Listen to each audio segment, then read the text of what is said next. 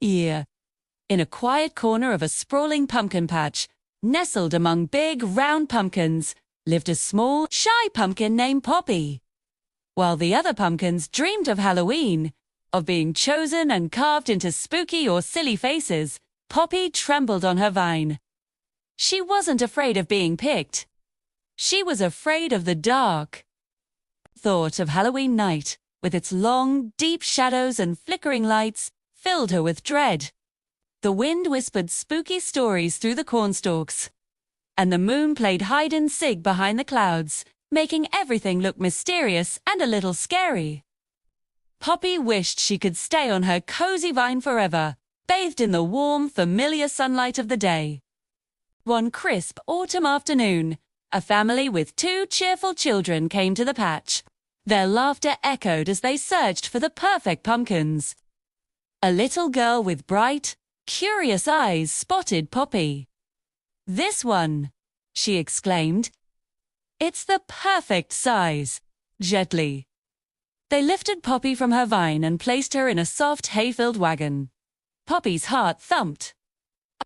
This was it. The journey to the unknown had begun. The world whizzed by in a blur of colors as they traveled to a cozy little house with a big front porch. Poppy was placed on a newspaper-covered table. The children gathered around, their faces full of excitement. Poppy braced herself for something scary, but instead, she felt gentle hands tracing a happy smile on her skin. Then came the carving, tickled a little, but it wasn't frightening at all. Soon, she had 2 big, round eyes, a cute little nose, and a wide, friendly grin. The children cheered when they were done. "She's perfect," they said. Poppy looked at her reflection in a window pane. She wasn't just a pumpkin anymore. She was a jack-o'-lantern, and her smile made her feel surprisingly brave. As dusk began to settle, casting long purple shadows across the yard, Poppy's old fears started to creep back. The world was getting dark again.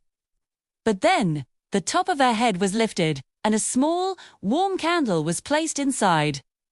When her lid was put back on, a magical thing happened. A soft, golden light filled her from within, pouring out through her newly carved eyes and smile.